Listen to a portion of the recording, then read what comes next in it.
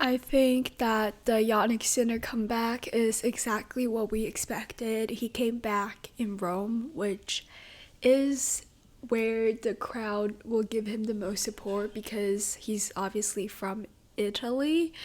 And I just thought the whole thing was what we expected.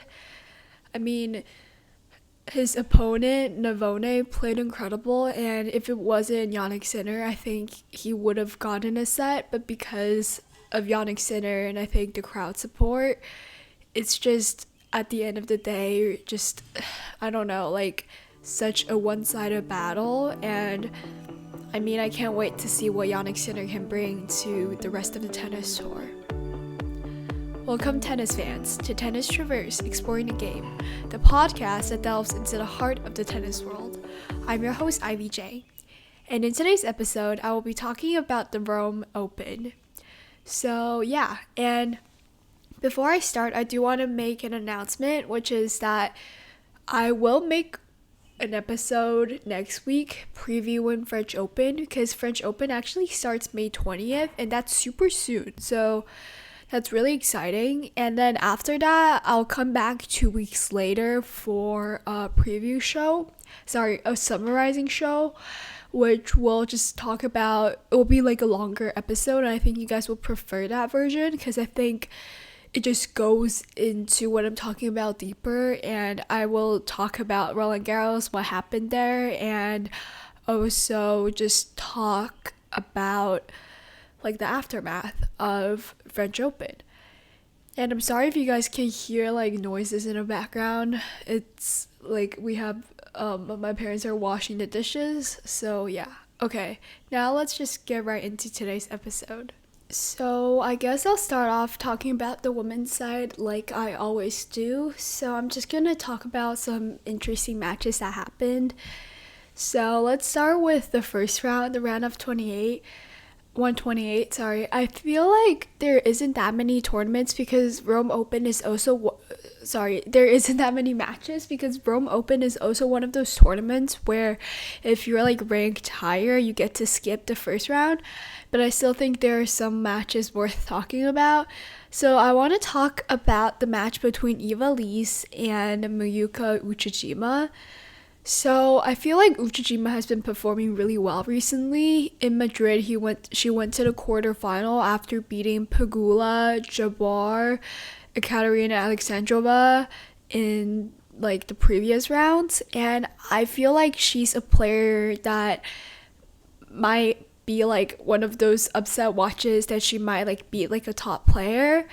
However, I think like Eva Lys, her opponent, is also someone that you guys should look out for, especially in the French Open, because I do think clay is one of her better surfaces, and she beat Uchijima in this match 6-1, 6-0, so that was a dominating performance from her.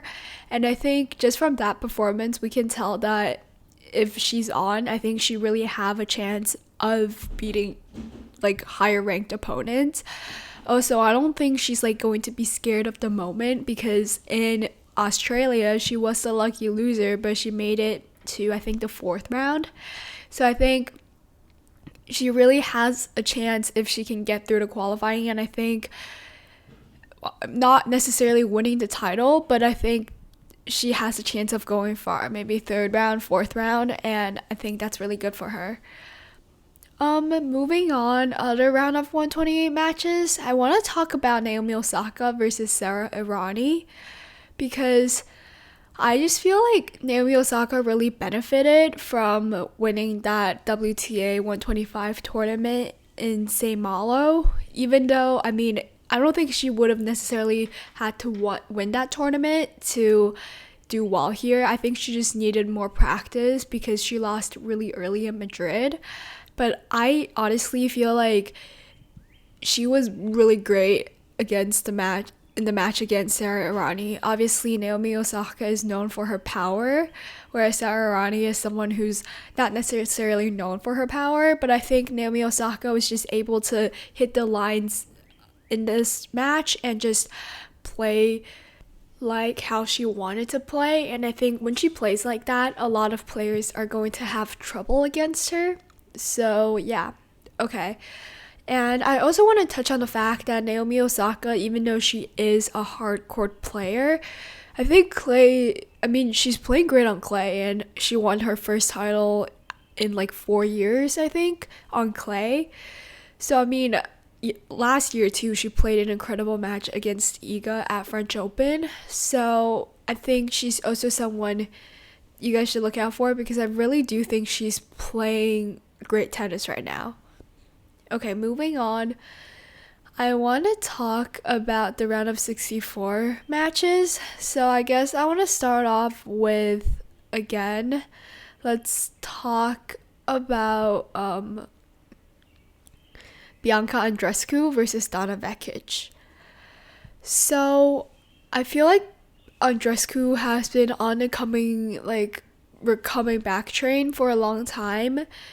After she lost to Rybakina in Madrid, she entered herself in a 125 tournament, and she lost to Burrell in 2 straight sets.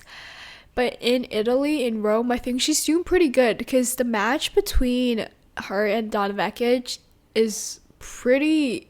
the scoreline 6-1, 3-6, 6-2 may not seem like it was a thrilling match, but I just thought that Andreescu had made some pretty impressive improvements after coming back on tour, because just a few days prior she lost to Burrell, but she's currently playing a match against Rybakina in a round of 32, and she's up a break. So maybe it could be a revenge of her loss in Madrid, who knows, but I just think she's also a player that has been playing great.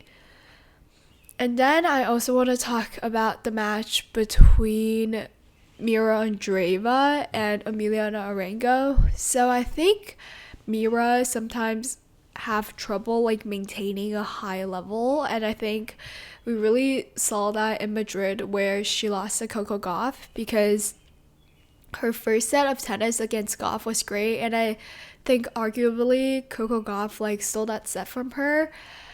But the second set she just completely fell off, and Coco Gauff really didn't have to do anything significant to win that.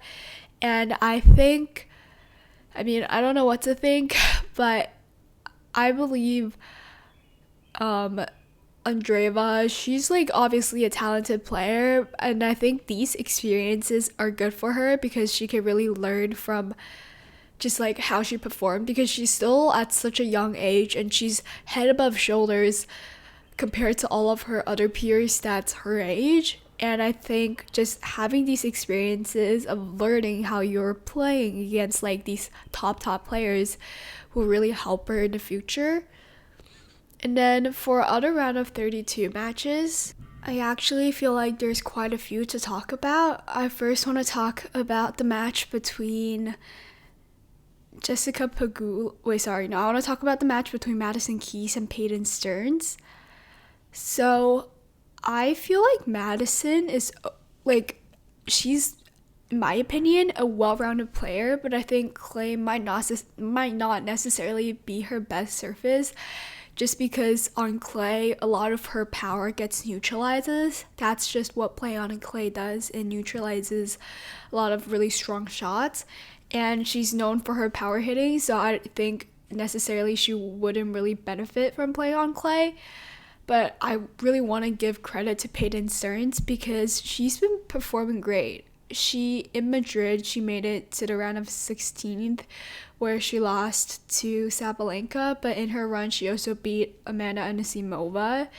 And I just feel like she's been playing pretty good. And she's also playing doubles, which is always a great thing. I think this is something we also should talk about, because a lot of players nowadays, Peyton Stearns, Mirra Andreeva, and even Coco Gauff and Aryna Sabalenka, although the latter two are now focusing more on their singles, I think a lot of players benefit from playing doubles, because it forces them to play volley shots, something that maybe isn't as common in singles. And I think that's really beneficial, and it's oftentimes, or just most of the times, it translates to how you play your singles. I think a lot of players, especially with how tennis now is, they're willing to come forward to the net and end a point like that. Whereas if you maybe just lacked volley skills, it would be a little bit difficult to win points. So that's something I want to comment on. But yeah, I mean, Peyton Stearns' performance against Madison Keys was pretty impressive. And then I want to talk about Danielle Collins versus Iga Swiatek. This was just unexpected to me because Collins has not been performing well at all. So let's just talk about like her clay performances. So in Charleston, even though she did make it to the quarterfinals, she lost to Jessica Pegula in the 3-set, and then she withdrew from Stuttgart, and apparently she just came out of nowhere and beat Iga in Rome.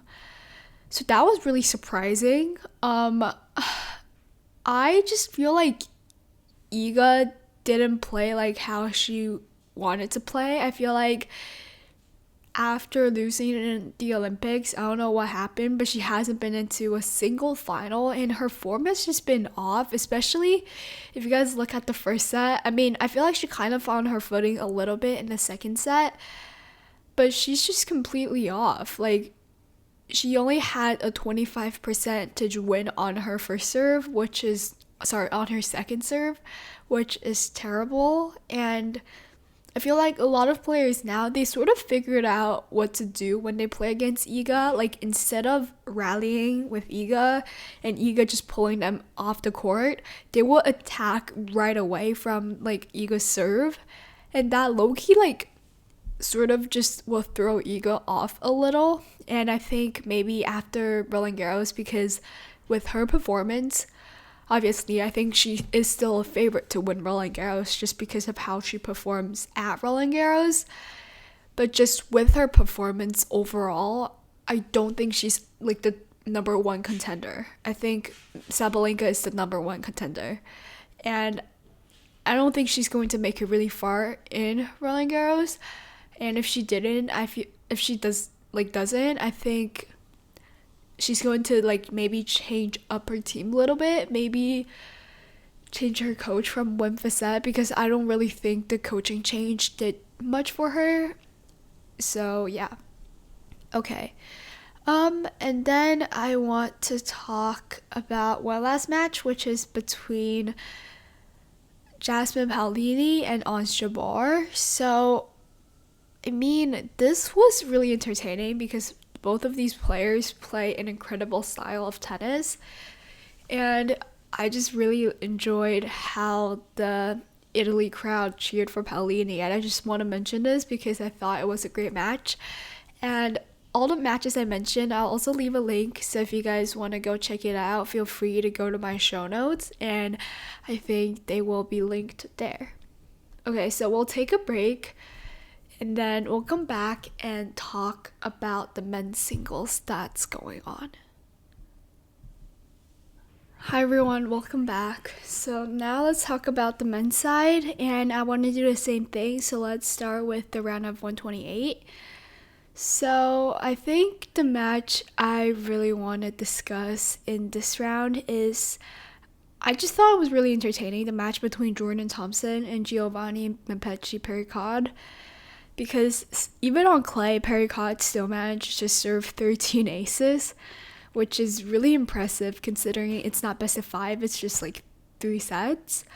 And I just thought Jordan Thompson managed to battle it out and win the final tiebreak 7-5 is pretty impressive, because I don't think we've heard much from Jordan Thompson, but apparently he's like beating Perricard, which I just thought that this matchup was really entertaining because Thompson is known for just rallying and hitting weird shots, whereas Perricard is someone who's just like better with like a 1-2 punch sort of rhythm.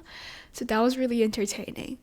And sort of a similar tone is Lerner Etienne and Riley Opelka. You can almost apply what I said before to them as well. So I'll also leave a link for you guys to check out this match. And then for the round of 64 matches, I think the obvious one we need to talk about will be Jannik Sinner versus Navone. But Before I talk about that, I do want to mention one thing, which is Novak Djokovic not playing Rome. I think this was just really surprising because everyone expected him to. He really loved Rome, and a lot of people were suspecting that he's just transitioning his focus to Wimbledon because that's where he's most likely to get a title, which I kind of agree, but at the same time, I feel like his performance really depends on other players like Carlos Alcaraz and Jannik Sinner. I think just those two. And if Carlos played like the way he played last year in the Wimbledon final, I mean, I don't think there's much to say. I think Carlos is going to dominate again. So I feel like his performance now really depends on Jannik Sinner, like how Jannik Sinner and Carlos Alcaraz performs. But he entered a Geneva tournament, which he entered like last year too. I feel like maybe he just wanted to enter that tournament because he knows that he will lose early in Rome and that wouldn't give him as much practice as he needs. Whereas in Geneva, obviously the competition isn't as fierce. Maybe he would want to just like play like more matches to get that practice in.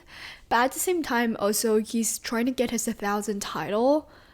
100th title. So that might be a reason why he entered Geneva, to try to get that 100th title. I don't know, just a suspicion. Okay, now let's just talk about Jannik Sinner versus Mariano Navone. I sort of talked about it in my intro. I mean, it was just a great match. Like, Jannik Sinner came out and played the way he always played. I mean, obviously there was a little bit of rustiness, but it wasn't as bad as I thought. I thought he was going to be caught completely off guard. Not completely off guard, but I thought he was going to be more out of rhythm, but he seemed fine. I mean, in his 3 months, he probably just spent training. So he spent his 3 months probably just training. And I mean, with the crowd support, he looks like the favorite. And I feel like he's going to win Rome. Okay, now let's talk about Casper Ruud versus Alexander Bublik. So I really want to talk about Ruud because I didn't get to talk about him when he won Madrid, which is his biggest title in his career so far. And I think just from that, it puts him in the conversation or in like the title contenders for French Open. I mean, I personally think that he's now willing to take more chances and take more risks because I've always liked Ruud, but a lot of people just thought that his play style was really boring because he just rallies the ball.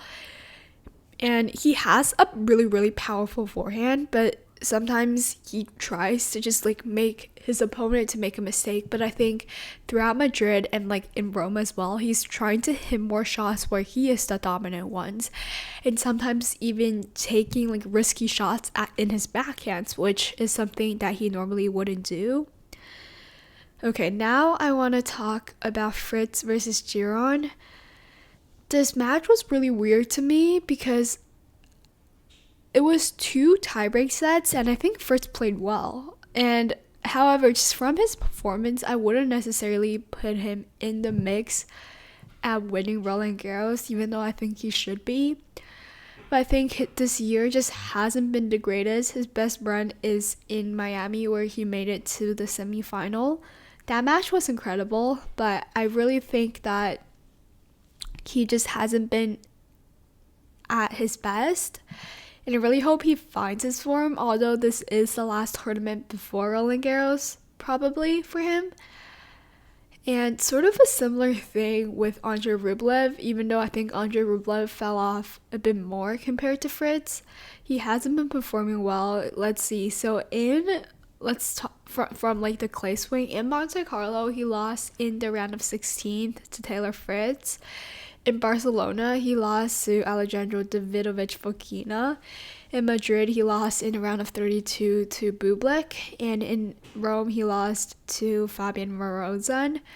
Which, I mean, if you really look at these players, they really do have a chance against Andrei Rublev. But it's just that Rublev is a little bit, like, I don't know. It was just a little bit surprising to me. So, yeah. Okay, I think one last match, if I'm not mistaken, or that's it. Oh yeah, because I think that's it, because they're playing round of 32 matches currently. So, I mean, not that much to say, and I think that's all for today's episode. Thank you so much for listening. If you guys haven't followed all of my social medias, you should. It's at Tennis Traverse. That is at Tennis Traverse on Instagram and Twitter. Or X. If you're listening on YouTube, comment, like, and subscribe. If you're listening on other streaming platforms, please make sure to rate my show. And yeah, I mean, I can't wait to talk and preview the Roland Garros with you, preview French Open with you guys. Next week's episode will be a big one because I will have my whole draw prediction out for my newsletter. So if you guys want to go subscribe to my newsletter, please feel free to do so. It will also be linked in my show notes. And it's basically just a preview of the episode, the upcoming episode. It's released every Sunday at 4 p.m. Eastern Time. And it previews the upcoming Monday's episode. And during like a grand slam, it's sort of like a special newsletter where it includes my entire prediction. So basically in my next week's episode, you guys can follow along with what I'm saying, because it's such a big draw that I feel like it's really hard to talk about it all in like a 30-minute episode.